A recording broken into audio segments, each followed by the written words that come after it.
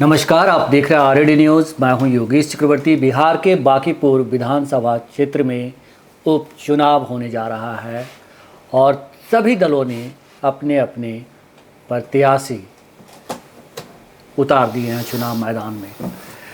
जनसुराज की ओर से प्रशांत किशोर चुनाव मैदान में हैं और चुनाव मैदान में उतरते ही ये कह चुके हैं कि बीजेपी को हराने के लिए वो सब कुछ करेंगे जो उन्हें करना पड़ेगा। उन्होंने 2025 के विधानसभा चुनाव में भी बड़े बड़े दावे किए थे, लेकिन उनके तमाम दावे खोखले साबित हुए थे।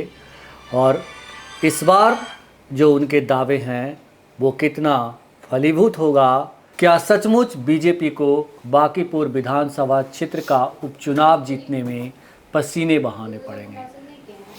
आपको पता होगा कि बांकीपुर विधानसभा क्षेत्र बीजेपी के राष्ट्रीय अध्यक्ष नितिन नवीन के इस्तीफे के बाद खुला है और ये काफ़ी मायने रखता है कि वहाँ से बीजेपी को हराने के लिए तमाम दल एड़ी चोटी का जोर लगाए हुए हैं।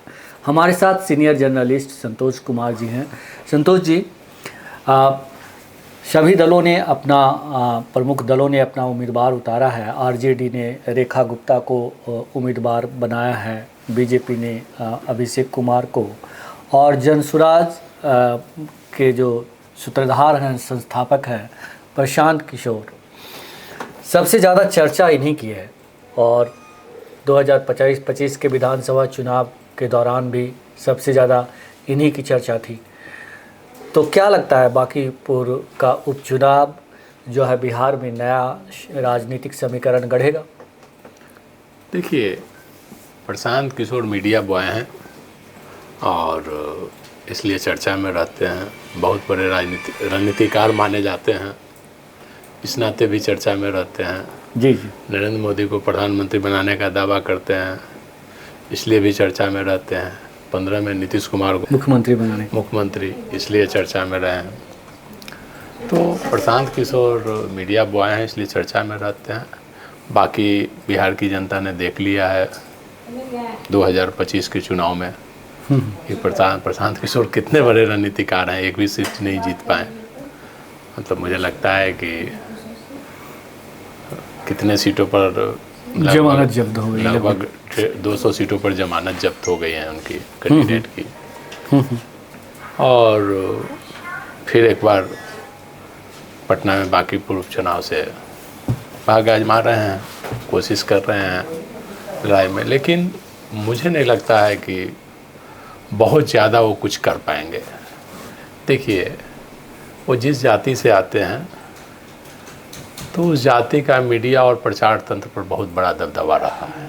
शुरू से ब्राह्मणों का दबदबा रहा है। आप देख लीजिए, वेद पुराण सब में गलत को सही साबित करना ब्राह्मणों का एक, कहिए कि कुकृत्य ही इसको कहिए, कि गलत को सही साबित करते रहे हैं। लेकिन प्रशांत किशोर तो कह रहे हैं कि बांकीपुर की जनता जात पात से ऊपर उठ करके और मुझे वोट करेगी। वो तो जात पात की बात भी नहीं करते, फिर आप ऐसा आरोप, और इसमें जाति की बात कहाँ से आ गई? देखिए, निश्चित तौर पर वो कथनी और करनी में अंतर होता है और प्रशांत किशोर भी वही हैं। कथनी और करनी में काफ़ी अंतर है और अभी भी वो जा रहे हैं, तो कहने को तो सब जगह जा रहे हैं, लेकिन कहा जाता है कि उनकी जो रणनीति चल रही है, ब्राह्मणों और भूमियारों को, ब्राह्मण भूमियार कहा जाता है कि एक ही होते हैं, वंशज एक ही हैं।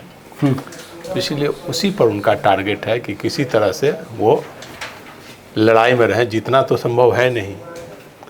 ये आप कैसे कह रहे हैं कि जितना संभव नहीं है? मतलब वो तो कह रहे हैं कि बिहार में बदलाव की राजनीति शुरू करने के लिए राजनीति में कुछ भी असंभव नहीं है। लेकिन जो पटना का, बांकीपुर का, कुम्हरार का, पटना लोकसभा का जो जातीय समीकरण है, वहाँ पे आप देख लीजिए,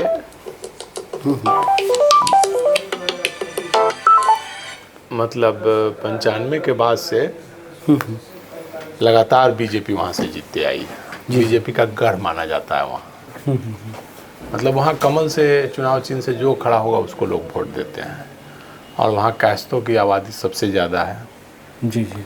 उसके बाद यादवों की आबादी कही जाती है, बहुत ज़्यादा है यादव की भी। तो यादव मुस्लिम का वोट आरजेडी होता है, दोनों मिला करके लगभग 50,000 के आसपास, 40 से 50,000 वोटिंग आप शुरू से देख लीजिए, यही एवरेज रहा है 95 से लेकर अभी तक। आरजेडी कैंडिडेट को यही वोट मिलते रहा है। और भाजपा का लगभग 1 लाख के करीब का वोट है, पोलिंग वोट। मतलब आप 80,000 से 1 लाख के बीच का पोलिंग वोट होता है, जिसमें ब्राह्मण, भूमिहार, राजपूत, अपर कास्ट का टोटल वोट, वैश्य समाज का वोट मिक्स होता है, सब कुछ भाजपा को मिलता था। उसमें नीतीश कुमार के कारण अति पिछड़ा वोट भी, महिलाओं का वोट भी, कुर्मी का वोट भी, कुशवाहा का वोट भी, वो सब बीजेपी को जाता था।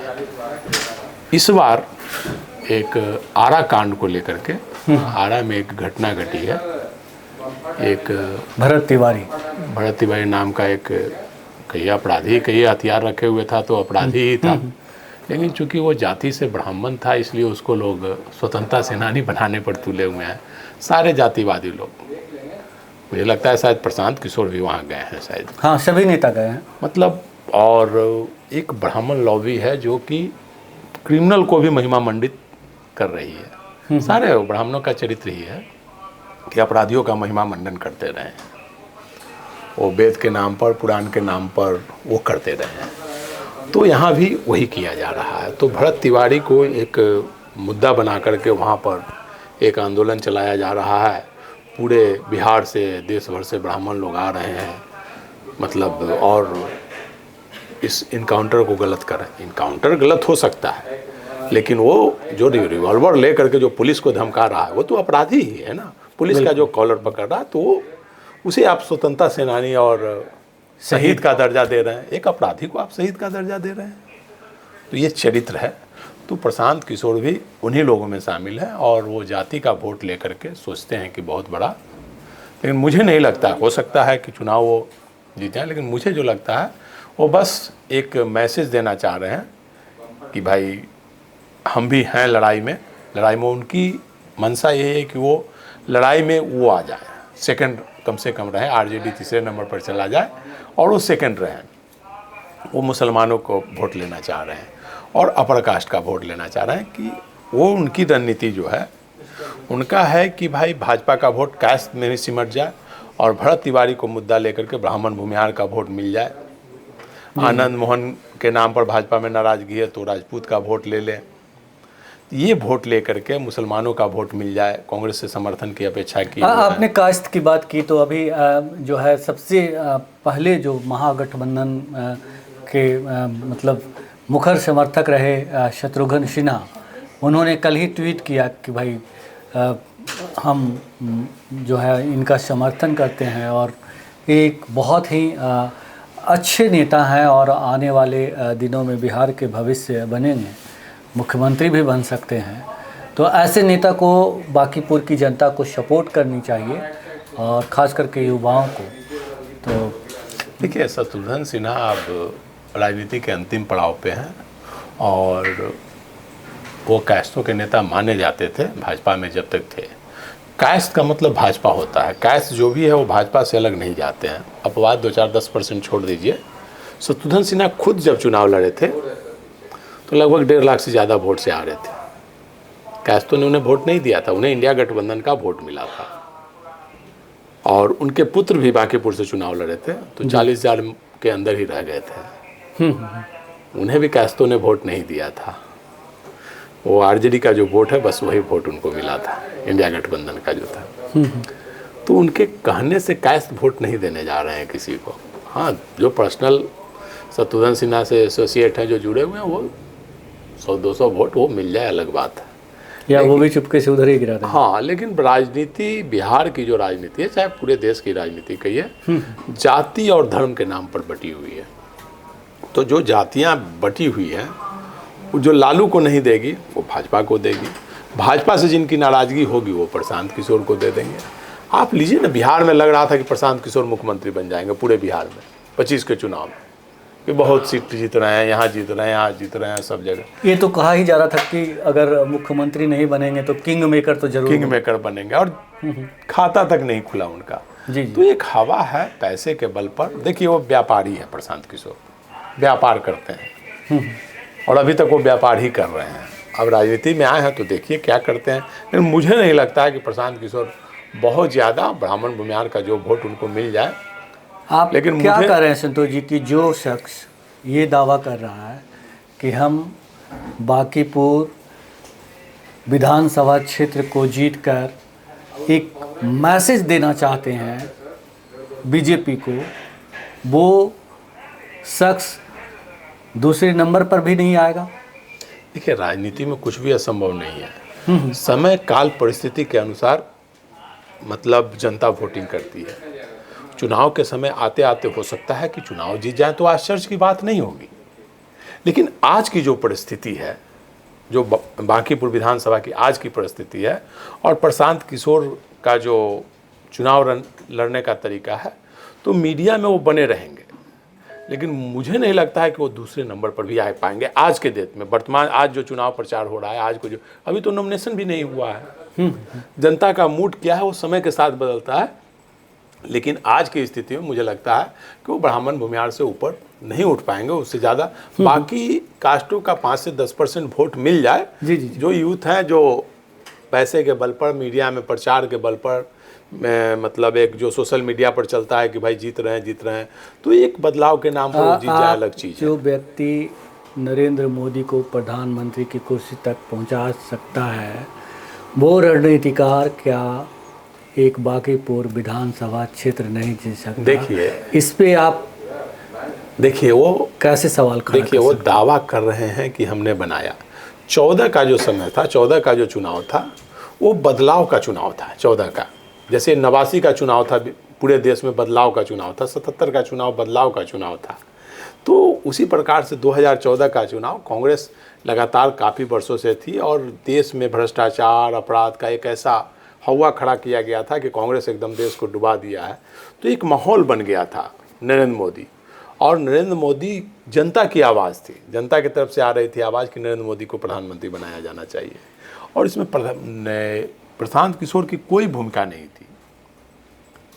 जिस प्रकार से 15 के चुनाव में, 2015 के चुनाव में बिहार के रणनीतिकार थे नीतीश कुमार और उसके लालू प्रसाद के, तो उन्होंने दावा किया कि अरे आज के समय में भी लालू और नीतीश मिल जाएंगे तो बिहार में सत्ता उनकी हो जाएगी। दोनों का वोट बैंक है। लेकिन वो छाली काटना जो नहीं बोला जाता है, तो प्रशांत किशोर छाली काटते हैं। क्यों नहीं ममता बनर्जी को इस बार जिता दिए? पूरी कमान तो संभाले हुए थे, कहाँ जीत पाई ममता बनर्जी? आईपैक का जो वहाँ लीड कर रहे थे उन्हीं को उठा ले गई, कहाँ जीत पाए? रणनीति कहाँ गई? और छोड़ दीजिए, बंगाल का छोड़ दिए, यहाँ तो किसी को उठाकर बिहार में नहीं ले जाया गया था। जमानत तक नहीं बचा पाए अपने कैंडिडेट का, कहाँ गई रणनीति? देखिए बिहार में आज भाजपा भी अकेले लड़ जाए और प्रशांत किशोर उन्हें जिता दे तो मान जाएंगे। भारतीय जनता पार्टी के साथ आज चिराग पासवान है, नीतीश कुमार हैं, उपेंद्र कुशवाहा हैं, जीतन राम मांझी हैं, तब जाके भारतीय जनता पार्टी चुनाव जीत पाती है।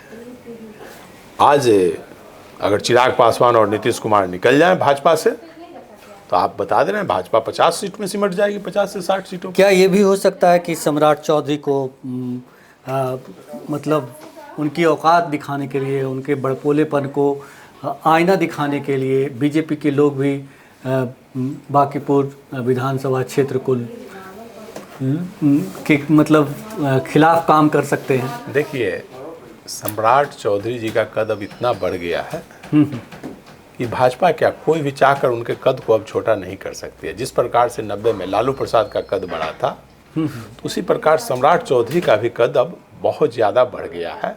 और कुशवाहा समाज, जो कल तक उपेंद्र कुशवाहा जी को नेता मानते थे, आज पूरा कुशवाहा समाज सम्राट चौधरी के साथ खड़ा हो गया, नेता मान लिया। कुशवाहा समाज ही नहीं, लव कुश समीकरण कुर्मी समाज भी सम्राट चौधरी को अपना नेता मान रहा है, क्योंकि नीतीश कुमार ने सम्राट चौधरी को मुख्यमंत्री बनाया है। तो दोनों मिला करके आप जान लीजिए लगभग 10% वोट हो जाता है।